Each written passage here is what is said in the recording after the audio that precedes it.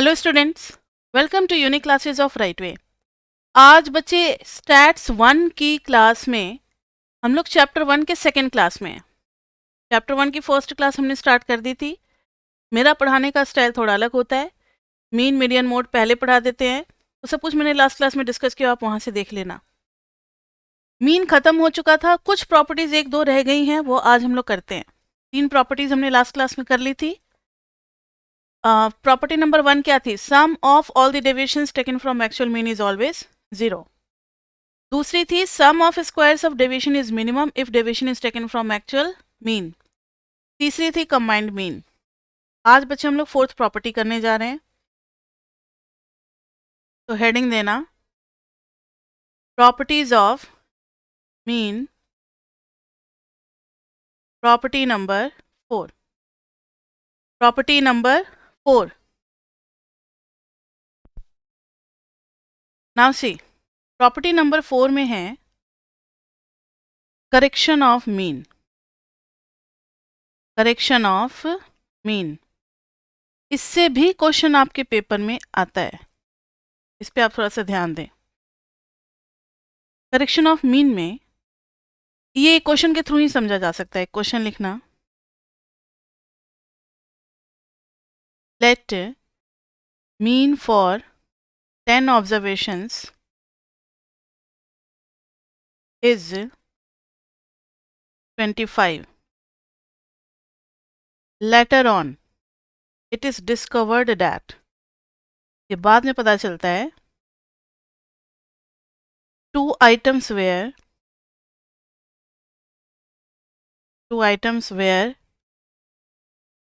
recorded as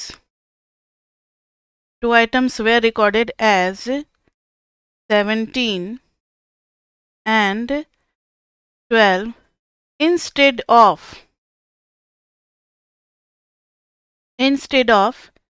8 and 19. Find the correct mean. ऐसा question आप लोग पहले भी किए हुए होंगे। Find the correct mean. अब देखो जरा, सबसे पहले कि हमारा नंबर ऑफ ऑब्जर्वेशन कितना है? 10। नंबर ऑफ ऑब्जर्वेशन कितना है? 10। मीन कितना है? 25। बाद में पता चला कि हम लोग 17 और 12 जो लिखे हुए हैं वो इंस्टेड ऑफ 8 और 19, तो आप मुझे बता सकते हो which pair is the correct one and which pair is incorrect one? ये क्या है? करेक्ट है, लैंग्वेज से क्लियर है। Were recorded as instead of, मतलब करना चाहिए था हमें 8 और 19, उसकी जगह पे गलती से 17 और 12 हो गया। टाइपिंग एरर भी हो सकता है। These two are correct values and these are incorrect values.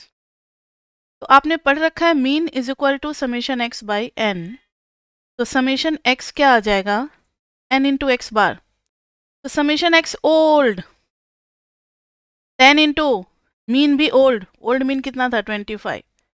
तो इसी समेशन एक्स में 250 में छुपा हुआ होगा कौन कौन सा डेटा? 17 एंड 12। ये भी तो ऐड होकर के 250 तक पहुंचाया होगा ना सम को। तो जब हम न्यू सम निकालेंगे,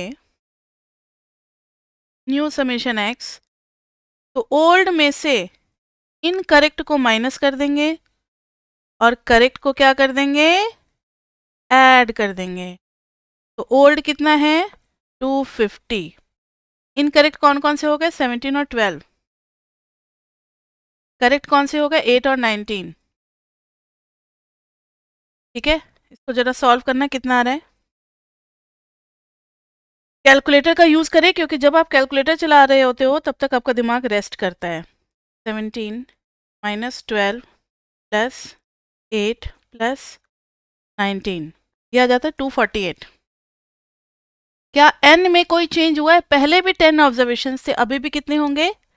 10 ऑब्जर्वेशंस। हाँ, तो new mean is equal to 248 by 10, कितना हो गया? 24.8। अच्छा, एक आइडिया कि नंबर ऑफ ऑब्जर्वेशन में चेंज कब होगा?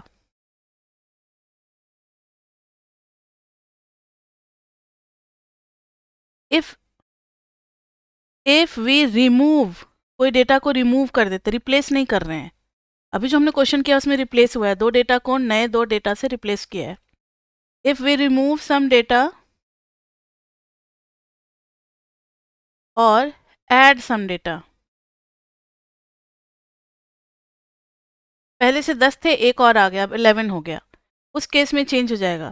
पहले 10 थे, उसमें पता चला कि डुप्लीकेसी हो गई है, 2 डेटा निकाल दिया, तो नया नंबर ऑफ ऑब्जर्वेशन 8 हो जाएगा, तो उस केस में n चेंज होगा। तो लैंग्वेज का ज़रा ध्यान देना कि लैंग्वेज में दिया क्या है, रिप्लेसमेंट का है, रिमूवल का है या फिर एडिशन का है। ठीक है, ये थी हमारी प्रॉपर्टी नंबर 4। नेक्स्ट लिखना प्रॉपर्टी नंबर 5। मीन इज, इसका प्रूफ आता है, mean is affected by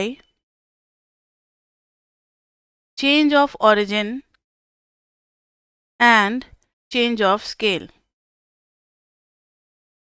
and change of scale. Yes, yes, बस अभी एक ही प्रॉपर्टी हुई है करेक्शन ऑफ मीन का। ठीक है, ये आ जाएगा आपको समझ में। एमएमई में थे तुम?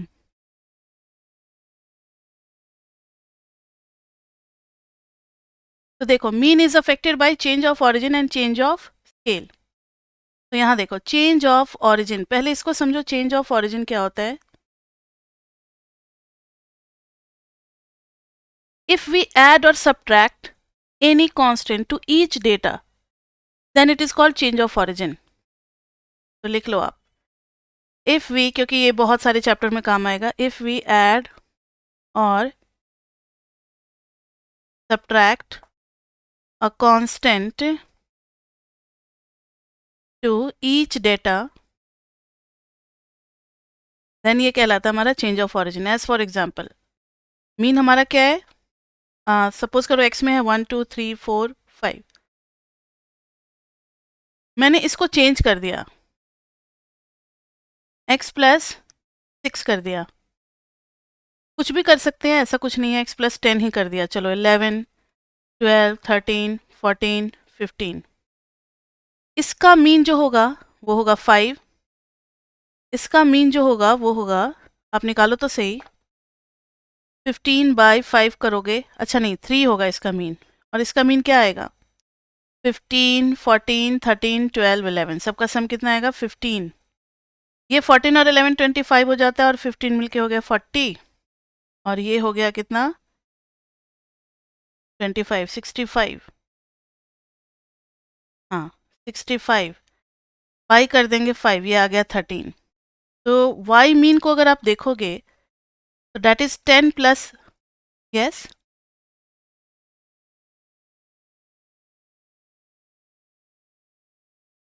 हाँ ठीक है, वैसे भी लिख सकते हो, मैंने प्रूव करके दिखलाया कि वाई मीन आ गया 10 प्लस एक्स मीन, तो ये कोई कोइंसिडेंस नहीं है, ये रूल है।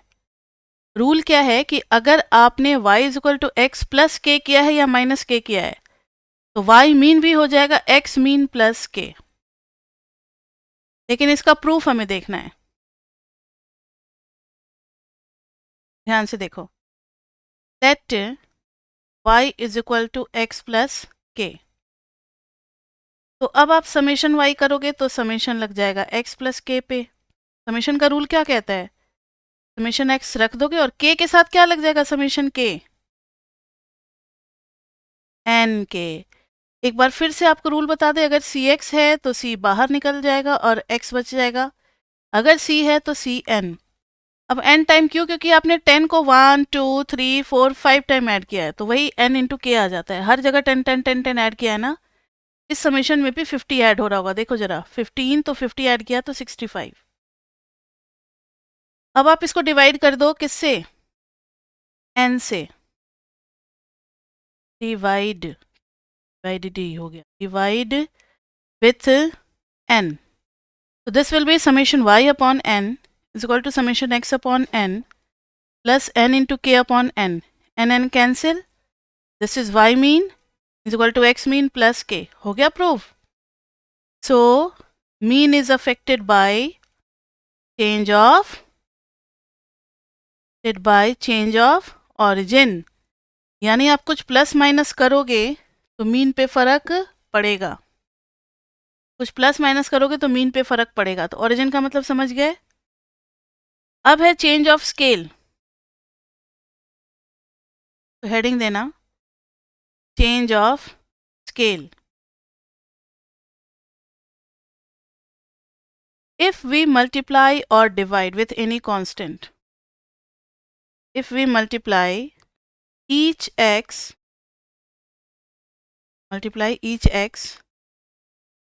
multiply और divide भी लिख लो, by any constant या with any constant भी लिख सकते हो, तब ये कहलाएगा चेंज ऑफ स्केल।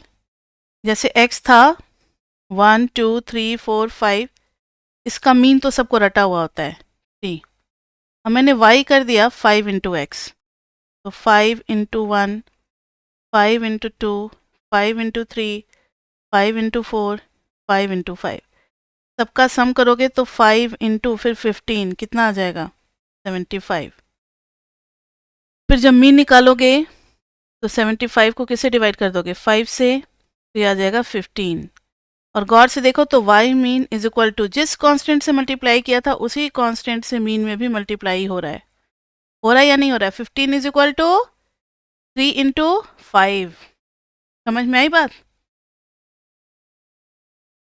इसका प्रूफ देखो कैसे करेंगे।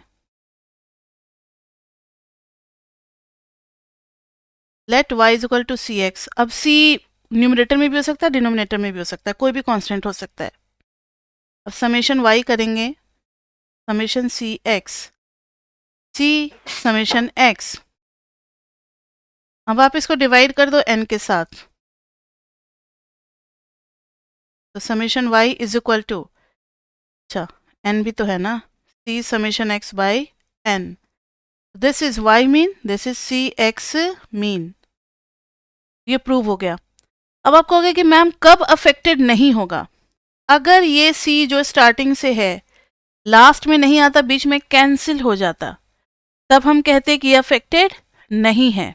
लेकिन लास्ट तक c अपनी एग्जिस्टेंस बना करके रखा हुआ है, और यहाँ भी देखो लास्ट तक k अपनी एग्जिस्टेंस बना करके रखा हुआ है, इसलिए k अफेक्ट कर रहा है किसको, y मीन को। यहाँ भी लास्ट तक आ रहा है। घबराओ नहीं, जब हम लोग स्टैंडर्ड डिविजन की प्रॉपर्टीज करेंगे उसमें कैंसिल हो जाएगा। कौन सा, ये वाला k। तो हम कहेंगे कि इफेक्ट ऑफ ओरिजिन का उस पर फर्क, मतलब चेंज ऑफ ओरिजिन का उस पर फर्क नहीं पड़ेगा। किस पे, स्टैंडर्ड डिविएशन पे, लेकिन मीन पे तो पड़ रहा है।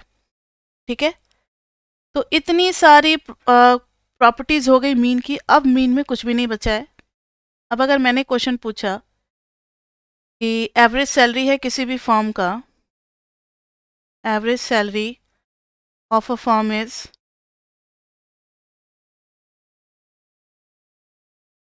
15,000 if each employee is given bonus या increment, if each employee is given an increment of 2,000, what will be new average salary? बताओ जल्दी कितना होगा।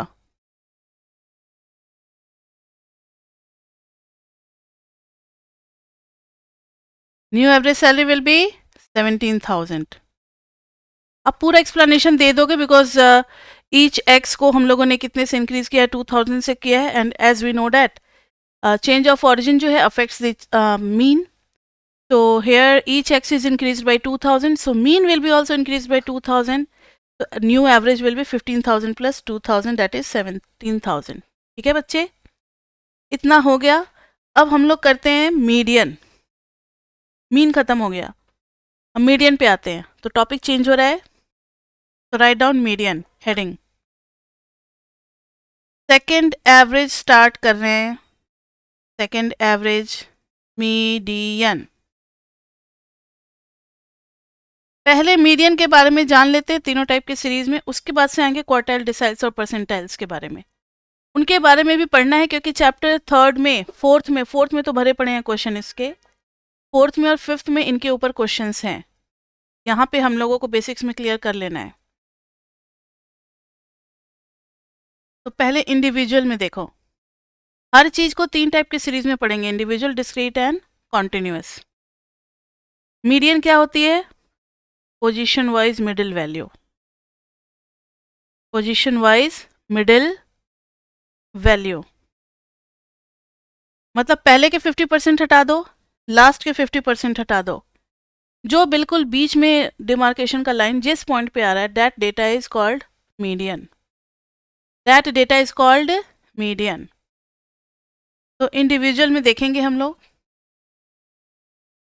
मान लो मैंने आपको x दे दिया 2 3 7 12 8 9 15। अब आप क्या करोगे? मीडियन ढूंढना है। सबसे पहले क्या करते थे, याद है किसी को?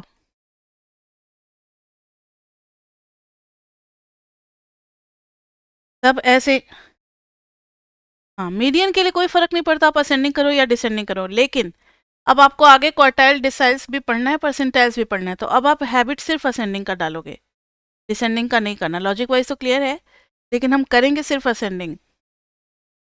तो 2 3 8 नहीं, पहले 7 आएगा, 7 8 9 12 15।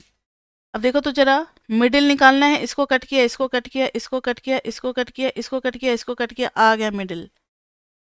लेकिन ये तो हो गई बच्चों वाली बात, 6th 7th में स्टैटिस्टिक्स पढ़ाया गया होगा, तब आपको ऐसे बताया गया होगा। अब अलग चीज है, अब हमें फॉर्मूला लगाना है। यहाँ पर बताओ n कितना है, 1 2 3 4 5 6 7, 7, और वो भी एक ऑड है। तो जब भी ऑड रहेगा तो बीच में एक मिडिल तो जरूर मिलेगा हमें। ऑड के लिए देखो ना, जब 7 है तो कौन सा पोजीशन मिला हमें odd, first second third fourth, fourth. तो यूं ही नहीं मिला है, मीडियन का फॉर्मूला हो जाता है n+1/2th टर्म। ये किसके लिए? When n is odd, odd, ठीक है। तो यहाँ पर देखो तो median is equal to 7+1/2th करोगे, ये कितना आ गया, 8/2th, यानी कि फोर्थ, फोर्थ पोजीशन आ गया। वैसे 8th नहीं लगाना चाहिए, 8/2 अंदर और उसके ऊपर th लगाना, ठीक है। तो फोर्थ पोजीशन आ गया। सीधा असेंडिंग में हम लोग सीधा जाएंगे और फोर्थ पे ब्रेक मारेंगे, और जो वैल्यू होगा that will be your median. Clear बच्चे? लेकिन अगर इवन हुआ तो क्या होगा?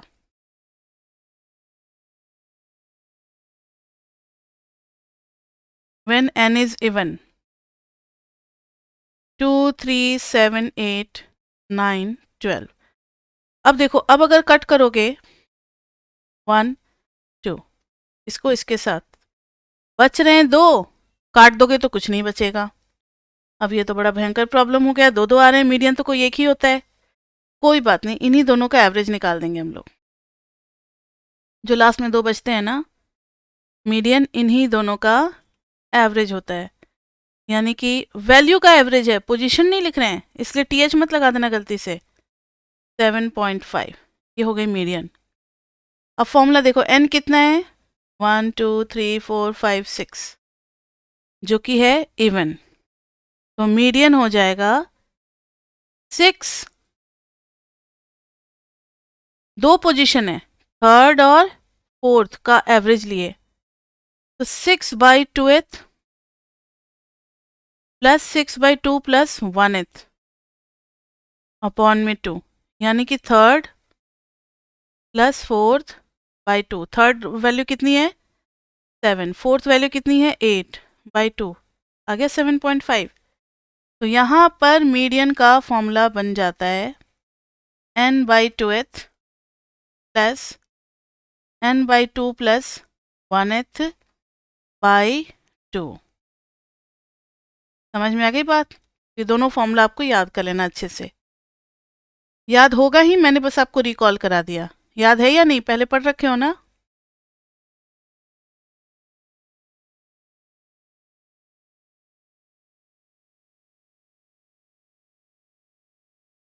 चलो इंडिविजुअल में हो गया, अब हम लोग डिस्क्रीट पे चलते हैं। किस पे? याद रखना, क्योंकि इसी लॉजिक से फिर क्वार्टाइल, डिसाइल्स, परसेंटाइल्स भी निकलेंगे, तो सब आपको याद रखना है। डिस्क्रीट में कैसे पहचानेंगे, तो एक्स और एफ हमें गिवन होगा। मान लो 1, 3, 5, 11 और एफ हमें दे रखा है 2, 4, 3, 2। एक टर्म होता था, याद है किसी को? क्या निकालते हैं इसके जस्ट बाद, कैसे मीडियन निकालते हैं? फ्रीक्वेंसी तो लिखा हुआ है, सी एफ निकालते थे, सी एफ, क्यूमुलेटिव फ्रीक्वेंसी। सब भूल गए हो लगता है। सी एफ निकालते थे ना बच्चे, मीडियन के लिए। पोजिशनड वैल्यूज के लिए सी एफ की जरूरत पड़ती है, किसमें? डिस्क्रीट और कॉन्टिन्यूस में।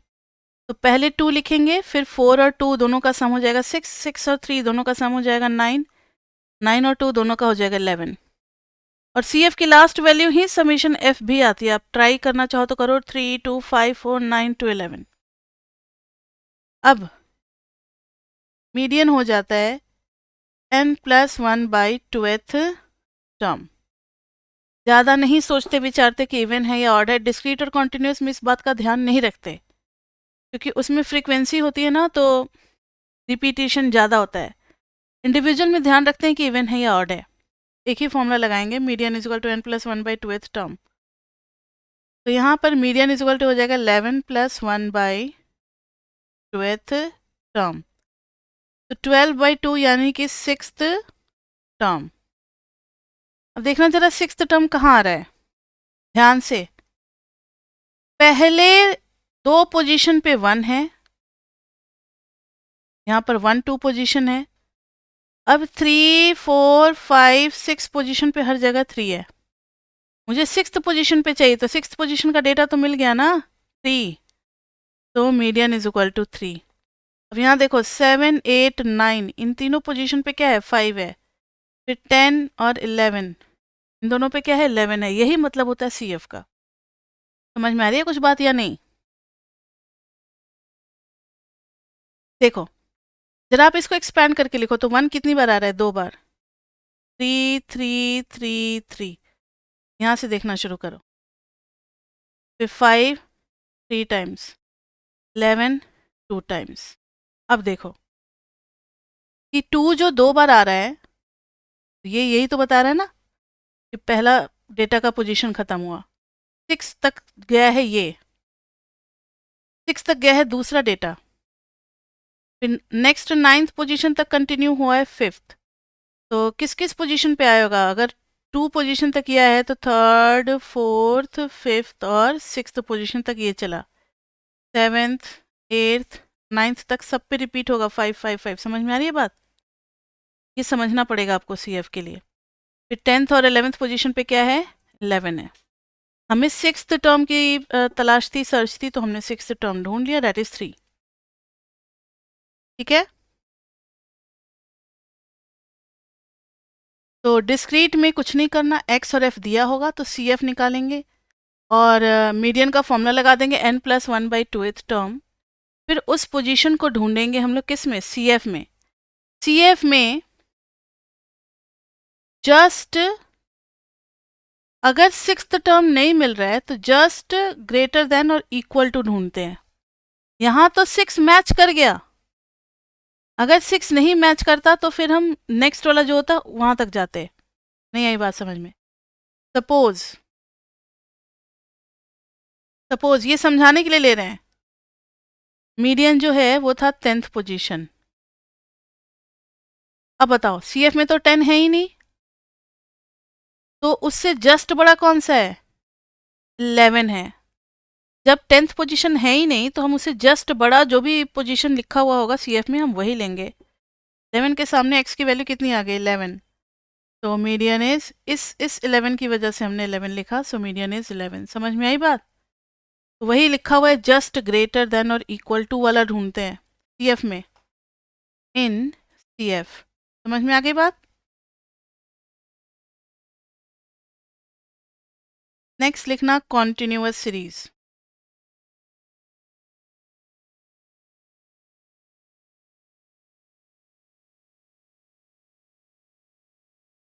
कॉन्टिन्यूअस सीरीज में हमें क्लास और फ्रीक्वेंसी दी होगी।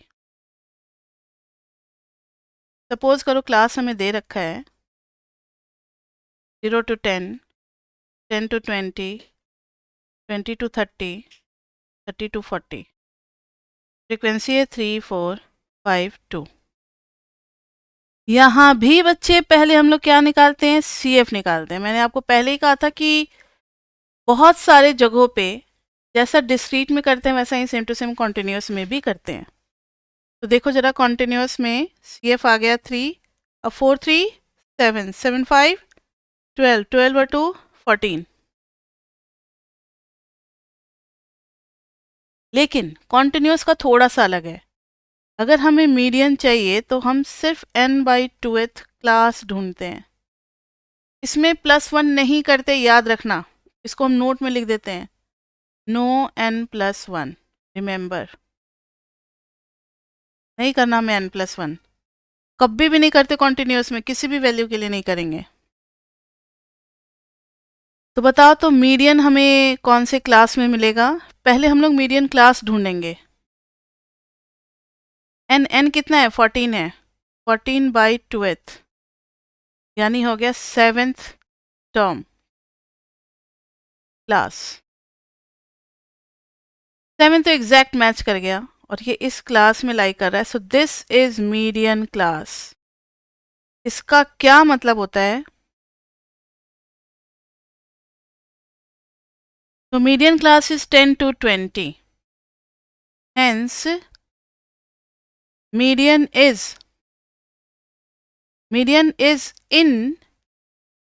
is somewhere, लिखो median is somewhere, कहीं ना कहीं है between 10 and 20। अब वो मीडियन 11 है या 19 है, 12 है या 17 है या 15 है, हमें नहीं पता। उस मीडियन को निकालने के लिए अब एक लंबा चौड़ा फॉर्मूला आता है जो कि आपने पहले भी पढ़ रखा है। फिर से वही एक बार हम लोग रिवाइज करते हैं। L plus n/2 minus CF upon F into H, where L is equal to lower value of the median class, as for example ये 10 हो गई, किसकी वैल्यू? L की वैल्यू। हाँ, तो मीडियन इज इक्वल टू, लिखते भी चलो सारी वैल्यूज, 10 प्लस n/2 तो आपको पता ही है। CF एक प्रीवियस क्लास की CF लेते हैं, प्रीवियस क्लास CF, मतलब ये पहले वाले क्लास का CF लेंगे, उस क्लास के सामने नहीं लेना। n/2 तो निकाला ही था हमने, 7 आया था, n/2 इज 7 माइनस CF एक पहली वाली लेंगे और F वही वाली लेंगे, उसी क्लास की खुद की फ्रीक्वेंसी 4, और H ले लेंगे height of median class, height of median class. Median class का गैप कितना है, जल्दी बताओ? 10 to 20 का गैप 10 हो गया। तो median is equal to 10 plus 4 4 cancel हो गया, 10, ये तो एग्जैक्टली 20 ही आ गया। तो मीडियन कितना आ गया बताओ? 20। तो इस तरीके से मीडियन निकालना हमने सीख लिया, किसमें किसमें? इंडिविजुअल में, डिस्क्रीट में और कॉन्टिन्यूस में। लेकिन अब सिर्फ हमें मीडियन नहीं पढ़ना है, अब हमें क्वार्टाइल, डिसाइल्स, परसेंटाइल से सब कुछ पढ़ना है। ये सब क्यों पढ़ते हैं आपको पता लग जाएगा। मान लो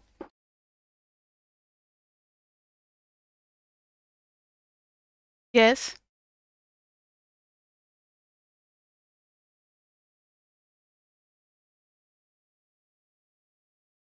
हाँ, ये हर जगह लगा देते हैं, इतना केयर नहीं करते। अगर आप करना चाहो तो कर सकते हो, नहीं तो सीधा यही लग जाता है, कोई इसको गलत नहीं मानता। बहुत सारी बुक कहती है एक ही बार में यही फॉर्मूला लगा दो, ठीक है। हाँ, तो इवन नंबर ऑफ ऑब्जर्वेशन से तो पॉइंट में आएगा, तो उस पॉइंट का पोजीशन ढूंढना होगा ना।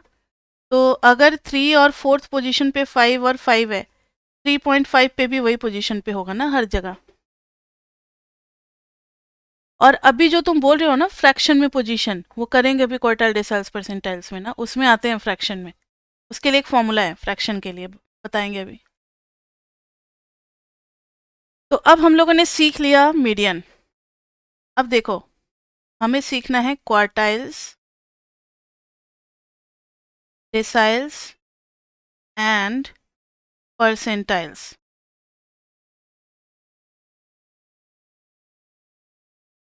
हम देखो क्वार्टाइल कौन सी वैल्यूज होती है।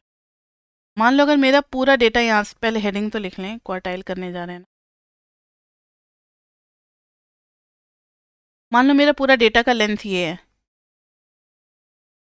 इसको 4 पार्ट में डिवाइड करना है। पहले बीच में कट मारेंगे। अगर किसी चीज़ को 4 इक्वल पार्ट में तोड़ना होता है, जैसे यही स्टिक लिया, सपोज करो, मिनट, सपोज करो ये स्टिक है, ये पेन, इसको मैंने बीच से पहले ब्रेक किया, अब 2 हो गए, अब दोनों को ब्रेक किया तो 4 इक्वल लेंथ के पेन आएंगे। तो पहले बीच में कट मारा, फिर इसका हाफ किया, इसका हाफ किया, तो this one is Q1, this one is Q2, this one is Q3। यानी Q1 तक हम कितना डेटा कवर करेंगे, 25%। Q2 तक कितना करेंगे, लेकिन Q2 से पहले ना मीडियन आ गया था, इसलिए Q2 हम लोगों को देखने को नहीं मिलता।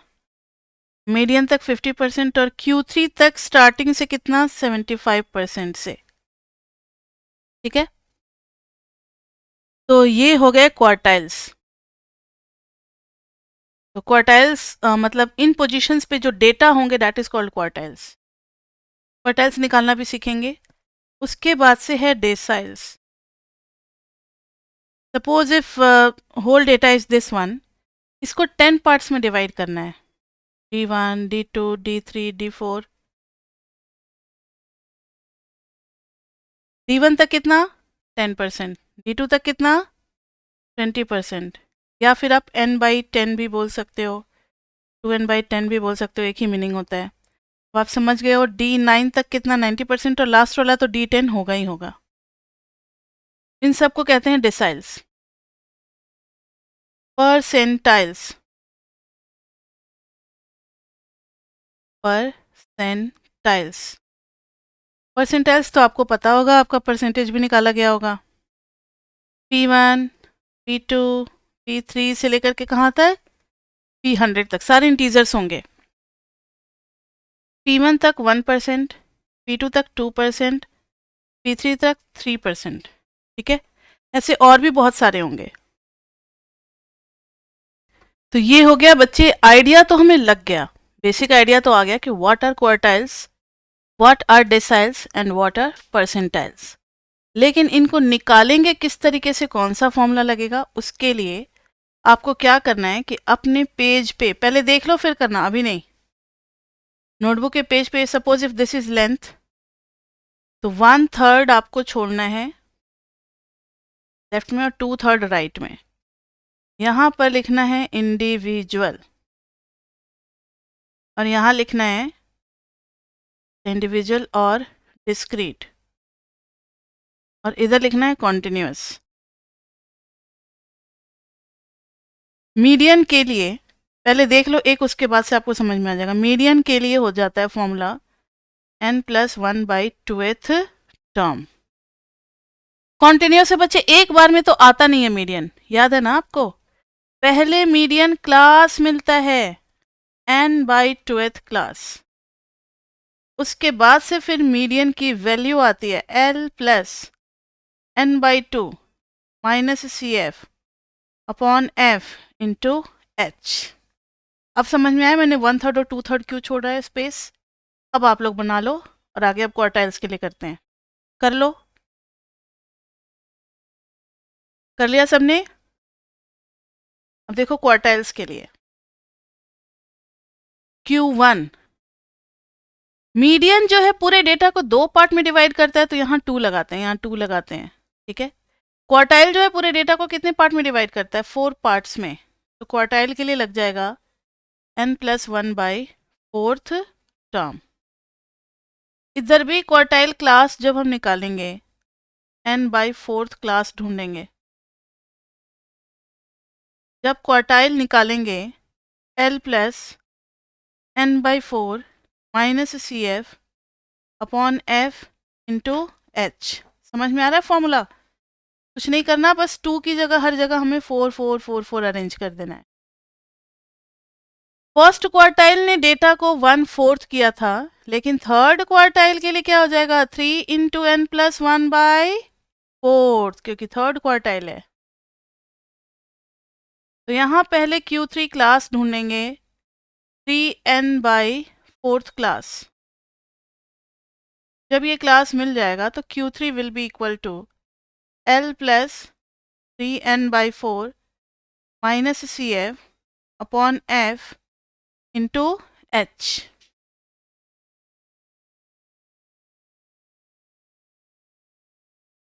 क्वार्टाइल्स हो गए, 2 ही क्वार्टाइल होते हैं ना।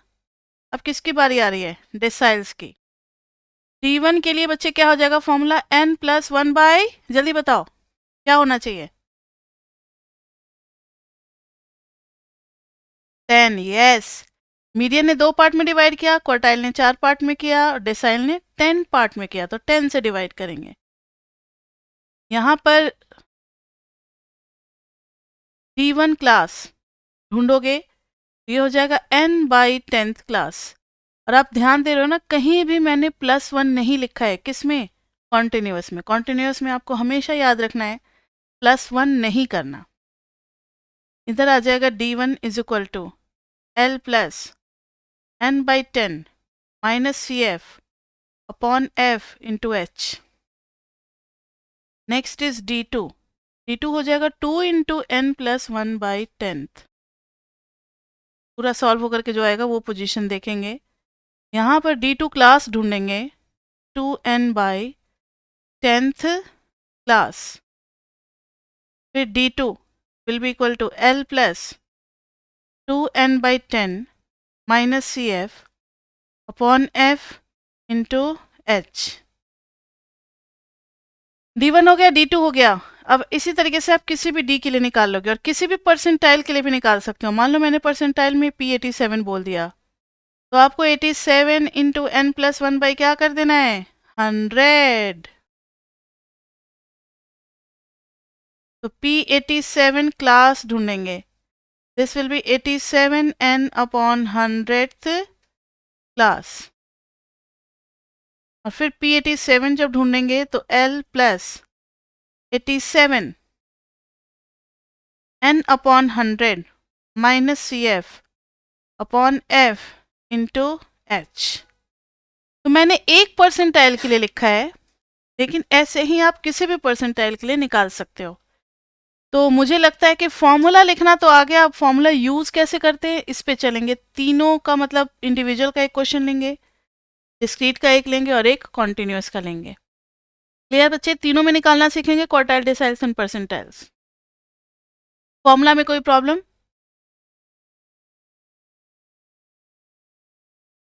चलो, अब जो आप फ्रैक्शन वाला पूछ रहे थे ना, वो अब आ रहा है। लिखना इंडिविजुअल। मान लो मैंने आपको x दिया हुआ है 2 3 9 5 12 19 15 14। अब आपको निकालना है मीडियन Q1 Q3, क्वेश्चन में है D7 P74। चलो, सबसे पहला काम क्या करेंगे? x को ना अरेंज करेंगे। पहले है 2 3 5 9 12 14 15 और 19। n कितना है? 1 2 3 4 5 6 7 8। मीडियन का फॉर्मूला हम लोगों ने क्या पढ़ा? इंडिविजुअल है तो n प्लस 1/2th, यानी 8 प्लस 1/, वैसे ये इवन है तो इवन वाला फॉर्मूला आप अपना लगा सकते हो, है ना। इवन वाला फॉर्मूला वो लगा दो, तो n/2th plus n/2 plus 1th term by 2। तो यहाँ पर है n is 8/2th plus 8/2 plus 1th by 2। ये कितना हो गया? 4th plus fifth by 2, fourth term बताना कौन सा है, 1 2 3 4 and fifth, yes 9 and 12 by 2, that is 10.5। Median आ गई। अब क्वार्टाइल पे चलते हैं। देखो क्वार्टाइल हो जाएगा n plus 1 by fourth. n कितना है, 8, 8 प्लस 1 बाई फोर्थ, ये आ गया 9 बाई फोर्थ यानी कि 2.2 फिफ्थ टर्म। अब ये तो बड़ा ही प्रॉब्लम हो गया, फ्रैक्शन में कैसे पोजीशन देखें। पोजीशन तो भाई सीधा 2 दिखता है या फिर 3 दिखता है, ये 2.25 पोजीशन कौन सा होता है। तो ध्यान से देखो, इसके लिए एक फॉर्मूला है। अगर 2.2 फिफ्थ पोजीशन हमें ढूंढना है तो इसका इंटीग्रल पार्ट कौन सा है, 2। इसके लिए हम लोग पहले इंटीग्रल पार्ट सेकेंड टर्म और फिर जो फ्रैक्शनल पार्ट है 0.25 इज फ्रैक्शनल पार्ट, तो फ्रैक्शनल पार्ट इनटू इसका नेक्स्ट वाला और माइनस ये। समझ में आई बात या नहीं। मतलब 2.25 चाहिए तो सेकेंड टर्म तो लिखेंगे ही प्लस 0.25, नेक्स्ट वाला यानी थर्ड माइनस सेकेंड। बताना सेकेंड टर्म कितना आ रहा है, सेकेंड और थर्ड हमें चाहिए होगा ना। Second is 3 and third is 5, 3 and 5, so this is 3, this is 5 minus 3, कितना हो गया 3 प्लस 0.25 इंटू 2, कितना हो गया 3 प्लस 0.5, 3.5 आ गई हमारी क्वार्टाइल की वैल्यू। नहीं समझ में आया कोई बात नहीं, फिर बहुत सारी चीज़ें निकालनी है। इसमें नहीं समझ में आया Q3 में देख लो। Q3 में हो जाएगा बच्चे 3 into n plus 1 by fourth term, तो 3 बाई 4, n प्लस 1 8 प्लस 1, कितना आ गया 9 3 जा 27 बाई फोर्थ टर्म। देखना जरा,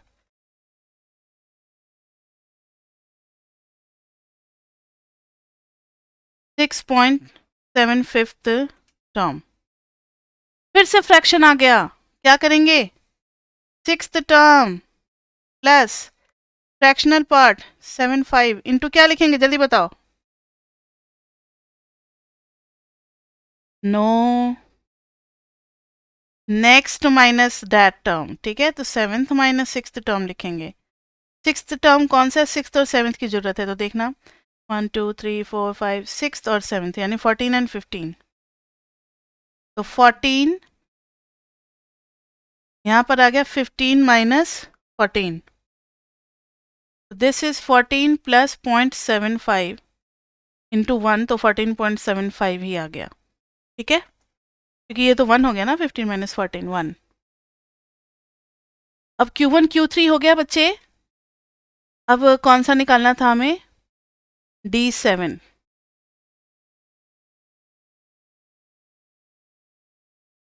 D7 इसके लिए हो जाएगा 7 into n plus 1 by 10th observation. यहाँ पर 7 बाई 10 इंटू 8 था ना, तो 8 प्लस 1 नाइन्थ टर्म, यानी 9 7 जा 63, तो 6 पॉइंट थर्ड टर्म। अब आप समझ चुके हो ना, सी 6 point third term, this will be sixth plus 0.3 into seventh minus sixth. अब आप अपना निकाल ही लोगे। अब P70 क्या था, 74 77 क्या लिखा था मैंने, 74, P74, तो ये आ जाएगा 74 into n plus 1 by 100th term, तो ये हो जाएगा 74 इंटू 9 बाई 100th टर्म। निकालना जरा कितना आ रहा है, 74 इंटू 9 बाई 100, 6.66 टर्म। तो अब आप समझ चुके हो कि ये आ जाएगा sixth term plus 0.66 into seventh term minus sixth term, आ जाएगा P74। तो ऐसे आप कोई भी पोजीशन वैल्यूज निकाल सकते हो, फ्रैक्शनल पोजीशन की भी वैल्यूज आ सकती है। Integral plus fractional into next integral minus that integral, clear. Individual में आ गया समझ में? अब डिस्क्रीट पे चले। डिस्क्रीट और कॉन्टिन्यूस करके ही आज की क्लास खत्म होगी। मोड को हम लोग नेक्स्ट क्लास में भी ले सकते हैं, कोई दिक्कत नहीं है, ठीक है? या मोड को भी आज ही ले लेंगे, देखते हैं। डिस्क्रीट, डिस्क्रीट में एक्स और एफ होगा। सपोज करो मैंने क्वेश्चन दे दिया 2 3 4 7 और यहाँ पर है 5 2 3 4। डिस्क्रीट में हम लोग सबसे पहले क्या निकालते हैं? सी एफ निकालते हैं। 5 7 10 14।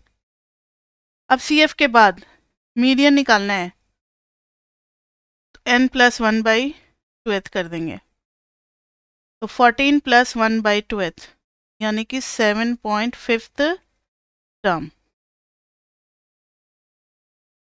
7.5 टर्म करेंगे तो सेवेंथ पोजीशन पे कौन सी वैल्यू है? बताना मुझे।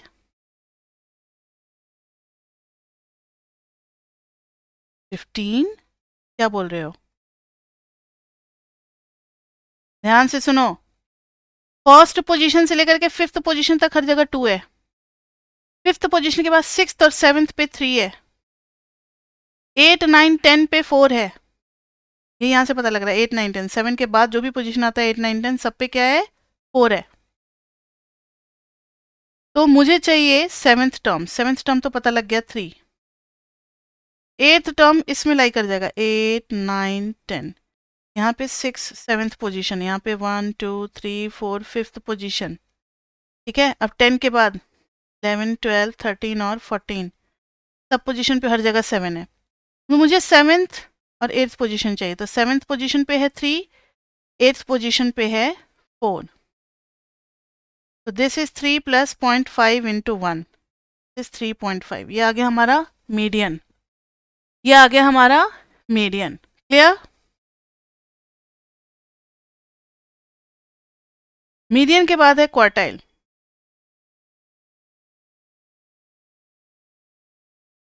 n plus 1/4। n कितना है? 14 प्लस 1/4। 15/4 कितना हो गया? 15 का हाफ हो जाएगा 3.75 3.75। अब आपको पता है third plus 0.75 into fourth minus third, तो थर्ड टर्म भी क्या है? 2 ही है। और 0.75 फोर्थ टर्म भी क्या है? 2 ही है। तो 2 माइनस 2 क्या हो गया? 0 आ गया। तो this is 2। This is simply 2। निकाल लिया बच्चे आप लोगों ने? देखो Q3 के लिए अब आप तो समझ ही गए होंगे। 3 इंटू n प्लस 1/4 पोजिशन निकालेंगे। और जो भी इस टाइप का पोजीशन आता है उसको हम हमेशा कहाँ ढूंढते हैं? थर्ड, फोर्थ और थर्ड। ये सब CF में ढूंढेंगे। तो Q3 तो निकल जाएगा ना। Q3 में क्या आएगा? 3 इंटू n प्लस 1 यानी 15/4 कितना आएगा? 3.75 इंटू 3, 3.75 इंटू 3 11.25 टर्म। ढूंढो तो जरा 11th term plus 2.5 into 12th minus 11th। तो 11th टर्म कौन सा है? अच्छा यहाँ पे अच्छी बात है 11 12 13 14 सब पे 7 ही है। ये फायदा होता है ना डिस्क्रीट में कि ज़्यादा काम नहीं करना पड़ता। 7 माइनस 7 0 ही हो जाएगा। तो 7 प्लस 0.25 इंटू 7 माइनस 7 कैंसिल हो गया, बच गया 7। इस तरीके से आप D7 और P29 भी निकाल लोगे। क्लियर बच्चे? अब कॉन्टिन्यूअस देखते हैं। 0 to 10, 10 to 20, 20 to 30, 30 to 40। F है 3 5 7 2। सबसे पहले काम इसमें करेंगे हम लोग CF निकालेंगे। क्या निकालेंगे? CF। 3 5 3 8 8 7 15 15 to 17। मीडियन तो हम लोगों ने निकाल लिया था, मीडियन जो पड़ा था। अभी सिर्फ हम लोग निकालेंगे Q3, D6 और P42। 3 निकालेंगे। तो देखो बच्चे, Q3 के लिए आ जाएगा 3 into n by fourth class पहले आएगा। क्या आएगा? 3 into n by fourth class. निकालो तो आप लोग इसको। कर लिया ट्राई बच्चे आप लोगों ने? Q3 की वैल्यू कितनी आई? अभी देखते हैं फिर क्या आ रहा है। 3n बाई फोर, तो 3 इंटू 17 बाई फोर्थ क्लास पहले आएगा। 3 into 17 divided by 4, 12.7 fifth class, जिसमें ये डेटा लाई करेगा। मुझे बताओ कि 8 के बाद 9, 10, 11, 12, 13, 14 सब इसी क्लास में से वैल्यूज इन पोजीशंस पे आ रहे हैं। तो 12.75 पोजीशंस पे भी इसी क्लास से वैल्यू आएगी। So this is Q3 class. अब Q3 की वैल्यू लिख देंगे L plus 3n by four minus c f by f into H.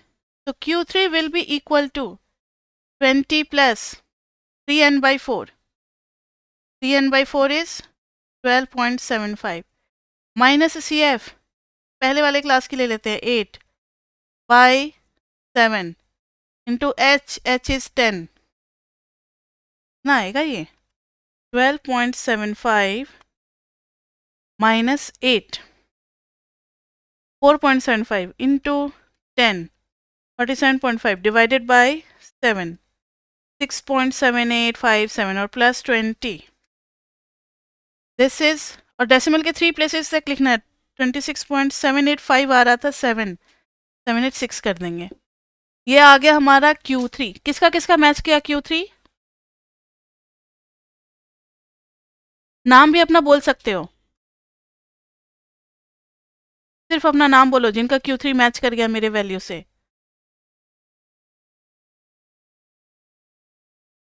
अच्छा, और कोई नहीं निकाले थे अभी तक? ठीक है, कोई बात नहीं। कैलकुलेशन में गलती हो, देखो इसका मतलब आपको अपना पता लग रहा है ना कि क्या क्या वीक पॉइंट है। कैलकुलेशन में अगर गलती हो रही है तो प्रैक्टिस ज़्यादा करो, ताकि आपका ये कैलकुलेशन वाला डर खत्म हो जाए। और कैलकुलेटर है या नहीं आपके पास? कैलकुलेटर लेकर के ही बैठना है। अब D6 निकालते हैं। D6 ये हो जाएगा 6n बाई 10। मैंने +1 तो नहीं किया था ना। n 6 into 17 by 10th class. कौन सा क्लास आ जाएगा? 17 6 जो 102 होता है, 10.2th क्लास। फिर वही वही क्लास निकल करके आया, यही है। 8 के बाद 10.2 इन्हीं दोनों के बीच में आएगा, तो हम ये वाला क्लास ले लेंगे। 2230, 2230 क्लास आ गया। तो D6 का फॉर्मूला क्या बनेगा? L plus 6n by 10 minus c f by f into h. L is how much? 20। 6n by 10 कितना आ रहा है? 10.2 माइनस सी एफ उसके पहले वाले क्लास का सी एफ यानी कि 8। एफ कितना हो जाएगा? 7। और गैप तो मैंने 10 रखा हुआ है, लेकिन आप एग्जाम में देख लेना आपके क्वेश्चन में क्या दिया हुआ है। तो 10.2 माइनस 8, 2.2 इंटू 10 करेंगे, इंटू 10, फिर डिवाइडेड बाई 7 और प्लस कर देंगे 20। 23.1428, तो 143 आ गई। ठीक है, इसी तरीके से अब आपका कौन सा निकल जाएगा? P42 भी आ जाएगा। P42 के लिए 42 n बाई 100 करेंगे, तो 42 क्लास ढूंढेंगे। 42 n कितना है? 17। 17 बाई 100th क्लास, तो ये आ जाएगा 42 इंटू 17 डिवाइडेड बाई 100, 7.14 क्लास। इस पर बताना आप लोग क्लास कौन सा होगा? P42 क्लास, जल्दी बताओ। यस, जस्ट बड़ा वाला सी एफ देखेंगे तो 7 पॉइंट समथिंग से जस्ट बड़ा कौन सा वैल्यू आ रहा है, 8 आ रहा है। उसके सामने वाला क्लास ही हो जाएगा हमारा P42 क्लास, इसी के बीच में है, 10 to 20 के बीच में है, तो 10 to 20 क्लास आ गया हमारा। अब P42 का जब फॉर्मूला लिखेंगे तो L plus 42 N by 100 minus c f upon 100 into h, तो ये आ जाएगा L कितना है 10, 42 N बाई 100 अभी तो निकाला है ना हमने 7.14। सी एफ एक पहली वाली चाहिए, ये क्या कर दिया मैं, एफ और नीचे में एफ होता है ना, सी एफ एक फर्स्ट क्लास का उसके ऊपर का चाहिए। सी एफ हम 3 ले लेंगे और एफ हम 5 ले लेंगे, -3 अपॉन 5 इंटू एच इज 10। अब इसको सॉल्व करो, 7.14 माइनस 3 4.14 इंटू 10 और फिर डिवाइडेड बाई 5 8.28 और प्लस 10 18.28। ठीक है, तो इस तरीके से हमने आज मीडियन और पोजीशन वैल्यूज देखा। ठीक है, पोजीशन वैल्यूज देखा। अब कब कब क्या क्या डिसीजन लेना पड़ सकता है, जैसे एक क्वेश्चन मैंने, अब कुछ नया कॉन्सेप्ट नहीं पढ़ाने वाले, बस एक दो लाइन का एक चीज डिस्कस करेंगे और आज की क्लास यहीं खत्म होगी। पहले सुन लो, मान लो गवर्नमेंट को टैक्स कलेक्ट करना है, गवर्नमेंट का फंड कम हो रहा है, इन्फ्लेशन आ रही है, वो टैक्स का स्लैब बढ़ाना चाह रही है। गवर्नमेंट भी तो टैक्स चाहिए ना भाई, रोड वगैरह इतना सब कुछ चलाने के लिए चाहिए गवर्नमेंट को टैक्स। तो गवर्नमेंट जो है वो सोच रही है कि अभी 10% लोगों से टैक्स लिया जाए। गवर्नमेंट को बहुत लोग ऐसे बैठे होते हैं, जानकार लोग सब, इकोनॉमिस्ट लोग सब, जो सजेशन देते हैं, वो कहते हैं कि अगर सिर्फ हम 10% पीपल से टैक्स कलेक्ट कर लें तो भी हमारा काम जो जितना लैक कर रहे हैं उतना चलेगा, इससे पूरे पॉपुलेशन पे बर्डन नहीं आएगी। अब बताओ कि अगर टैक्स 10% लोगों से लेना होगा तो पहले गवर्नमेंट किस टाइप के लोगों से टैक्स लेगी, पुअर पीपल से लेगी या रिच पीपल से पहले टैक्स लेगी?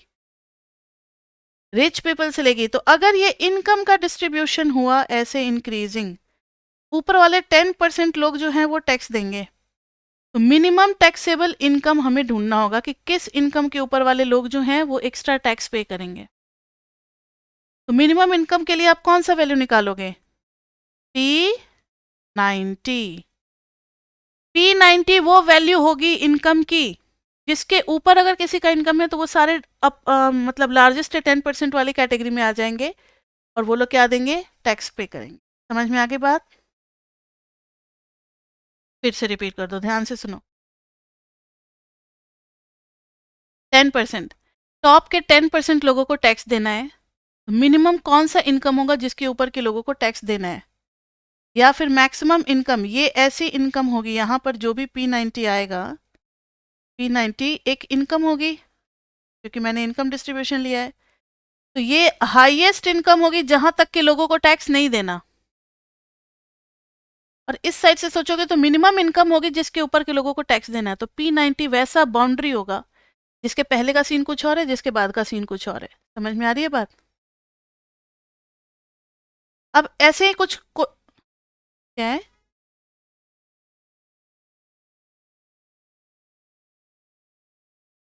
हाँ P90 निकालेंगे क्योंकि हमें अपर मोस्ट 10% लोगों का चाहिए, तो P90 मिलेगा। इसलिए मैंने कहा था हमेशा असेंडिंग ऑर्डर में स्टार्टिंग से देखते हैं। ये मत कर देना इधर से देख रहे हैं तो P10 निकाल दें, नहीं, कभी भी रिवर्स ऑर्डर में नहीं निकलता परसेंटाइल क्वार्टाइल्स, ये सब हमेशा जीरो से ही स्टार्ट होता है। ठीक है, आगे बात समझ में? ऐसे मत लिखना P10, ये पूरा यहाँ तक P90 पहुंचेगा। अब सुनो, सभी बच्चों ने DU में अप्लाई किया, लाखों बच्चों ने DU में अप्लाई किया। DU में सीट्स हैं सिर्फ 14,000, सपोज करो, एक मैंने राउंड फिगर ले लिया 14,000, और बच्चे कितने ट्राई किए हैं, 14 लाख। अगर बच्चों 14 लाख मत कर दो, कुछ और कर देते हैं, ठीक है। 80 सीट्स है किसी कॉलेज में और उस कॉलेज के लिए बच्चे अप्लाई किए हैं, 1000 बच्चे अप्लाई किए हैं। 1000 में से सिर्फ मुझे 80 ही बच्चों को चूज करना है, और cut off, minimum cut off कितना जाएगा, तो 80 अपॉन 1000 इंटू 100, मतलब कितना हो गया? 80 का परसेंटेज निकाल रहे हैं कि 100 में से 80 बच्चों को लेना है, यानी 8% बच्चों का ही सिलेक्शन करना है। ध्यान से सुनो, ऐसे ही कट ऑफ निकाला जाता है किसी भी कॉम्पिटिटिव एग्जाम का। 1000 बच्चों ने अप्लाई किया एक कॉलेज में, सीट से सिर्फ 80, यानी उस 1000 बच्चों में से बेस्ट 8% बच्चे मुझे सेलेक्ट करने हैं कॉलेज में एडमिशन के लिए। समझ में आ गई बात? तो बेस्ट 8% बच्चे इधर से सेलेक्ट किया जाएगा। अगर 100 मार्क्स का पेपर हुआ था, मान लो क्वेश्चन बहुत टफ आ गया, टॉप करने वाला बच्चा भी 64 लाया और 8% बच्चे तक आते आते अगर 62 आ गया, इसका मतलब है कि जिनका भी 62 से ऊपर आया है वो सभी बच्चे सिलेक्टेड है, और उसमें सिर्फ कितने बच्चे आ रहे हैं? 80 बच्चे आ रहे हैं। तो ऐसे ही निकाला जाता है कट ऑफ, कि इस बार का कट ऑफ 62 गया है। समझ में आई बात? तो ऐसी बातें हैं। अब अगर कुछ लोगों को टैक्स में छूट देनी है तो छूट हम पुअर पीपल को देते हैं। अगर 20% लोगों को छूट देनी है तो हम P20 निकालेंगे।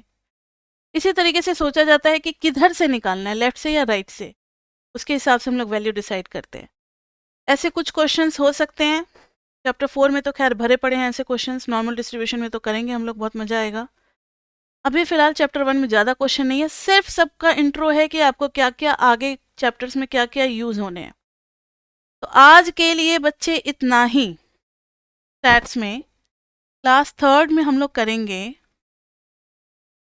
मीडियन का। क्वेश्चंस तो मैंने हिंट दे ही दिया है कि लैंग्वेज में किस टाइप का आएगा। मीडियन में कुछ रहता नहीं है। चैप्टर 1 कॉन्सेप्ट्स, स्टैट्स 1, हम लोग उसमें करेंगे मोड। मोड के बाद से एक एम्पेरिकल फॉर्मूला होगा मीन मीडियन मोड का, और फिर स्टार्ट करेंगे measures of dispersion. Measures of dispersion जो सेकंड बेसिक का टॉपिक है, ठीक है।